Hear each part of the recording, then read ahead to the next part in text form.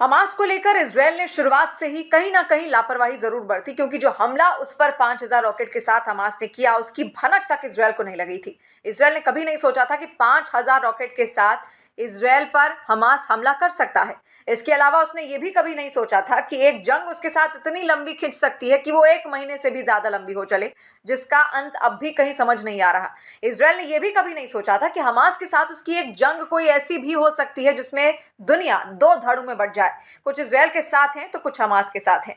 इस वक्त पश्चिमी देश और अमेरिका इजरायल का समर्थन कर रहे हैं, लेकिन हमास भी अकेला खड़ा नहीं है। हमास की तैयारी अकेले की भी नहीं थी। ये कई खबरें ऐसी सामने आ रही थी। ईरान उसका साथ लगातार देता आ रहा है। इसके बाद से अब कई सारे मुस्लिम देश भी ऐसे हैं जो इस वक्त हमास के साथ हैं। इन्हीं से खौफ खाया हुआ है इजरायल। अब इजरायल को डर सता रहा है, क्योंकि कई सारी न्यूक्लियर शक्तियां भी एक हो सकती हैं, ऐसा उसका मानना है, इजरायल का मानना है।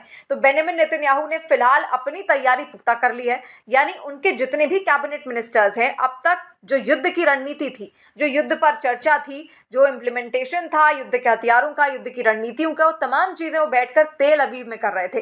तेल अवीव राजधानी है इजरायल की। ऐसे में जितने भी महत्वपूर्ण काम होते हैं या जितने भी वहां पर डिपार्टमेंट्स हैं, जो बड़ी बड़ी मिनिस्ट्रीज हैं, वो तेल अवीव में ही मौजूद हैं। लेकिन ये सारा खेल शुरू हुआ था जेरूसलम में बने अल अक्सा मस्जिद की वजह से। ये जो ऑपरेशन हमास की ओर से चलाया जा रहा है, इसको उन्होंने नाम भी दिया था अल अक्सा फ्लड। यानी कितनी तबाही वो मचा देंगे कि किसी भी तरीके से अल अक्सा को अपने कब्जे में कर लें, क्योंकि अल अक्सा जो आता है वो वेस्ट बैंक के क्षेत्र में आता है। ऐसे में जेरूसलम की अगर हम बात कर रहे हैं, जेरूसलम का जो हिस्सा है, आपको बता दें उसके आसपास बहुत सारी फिलिस्तीनी बस्तियां थी, लेकिन उन पर इजरायल ने अपना कब्जा कर लिया। और इस कब्जे के बाद से ही वहां पर तनाव का माहौल है, क्योंकि जो फिलिस्तीनी है वो कभी नहीं चाहते थे कि यहूदी उनके क्षेत्र में इस तरीके से कब्जा कर लें, लेकिन इजरायल ने कहीं ना कहीं अपनी मनमानी वहां पर दिखाई और तमाम क्षेत्रों को अपने कब्जे में कर लिया। इसके बाद से ही ये तनाव शुरू हुआ, क्योंकि हमास समर्थन करता है फिलिस्तीन का, और वो कहता है कि वो फिलिस्तीन के लोगों के लिए ही लड़ रहा है। इसीलिए वो चाहता है कि अल अक्सा मस्जिद आज़ाद हो, जेरूसलम का जो हिस्सा है वो आज़ाद हो, और जहां जहां पर इल्लीगल तरीके से इजरायल ने अपने कब्जे जमाए हैं फिलिस्तीनी वस्तु में, वहां से वो भी हट जाएं। तो जेरूसलम में ही एक बंकर बनाया गया है इजरायली सेना की तरफ से। ये प्रोटेक्शन के लिए ही है, ये ऐसे वक्त के लिए ही है कि जब एटम बम गिरे या फिर किसी भी तरीके से बड़ा न्यूक्लियर ब्लास्ट करने की साजिश दुश्मन देश करें, तो इजरायल अपने तमाम नेताओं के साथ, अपने तमाम महत्वपूर्ण प्रतिनिधियों के साथ वहां पर छिप सके। तो अब तैयारी इजरायल की कुछ ऐसी ही है, क्योंकि अब ये इन बंकर्स में ही जाकर छिपेंगे।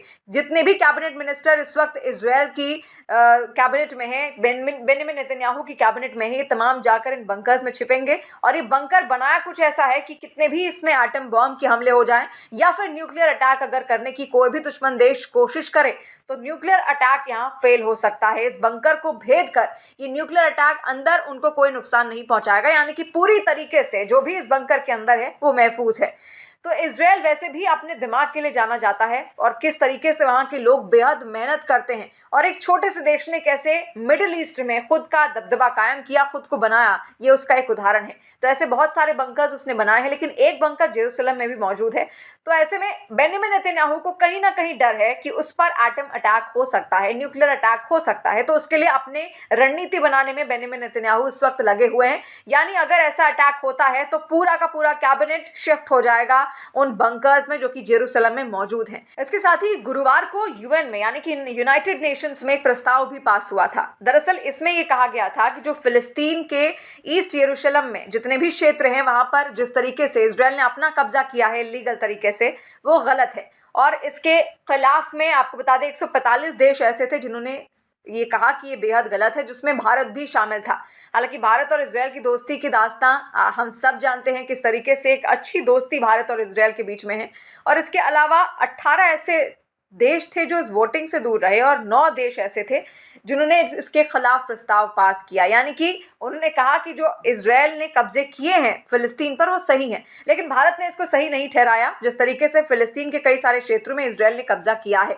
तो इसको लेकर भी अब तनाव का माहौल बना हुआ है, और कहीं ना कहीं इजरायल अब अपनी रणनीति बदल रहा है। उसको ये डर है कि अगर ये तमाम देश एक साथ आ गए तो उसके लिए खतरा हो सकते हैं, क्योंकि रूस कह चुका है कि वो उसको हथियार देगा, और रूस एक ऐसा देश है जिसके पास बहुत सारे न्यूक्लियर एटम बॉम्ब्स हैं। तो ऐसे में न्यूक्लियर अटैक उसकी ओर से किया जा सकता है। इसके अलावा पाकिस्तान भी ऐसा देश है, एकमात्र ऐसा मुस्लिम देश जिसके बाद जिसके पास न्यूक्लियर बॉम्ब्स हैं। तो ऐसे में न्यूक्लियर हथियार और वेपन्स का इस्तेमाल अगर पाकिस्तान और रूस मिलकर करेंगे और इजरायल को अगर खत्म करने में वो हमास का साथ देंगे तो इजरायल का क्या होगा, इसको सोचकर ही कहीं ना कहीं उसने अब अपनी रणनीति बदली है और ऐसे में अब अपने तमाम मिनिस्टर्स को वो जेरूसलम में मौजूद अपने बंकर में छिपा देगा।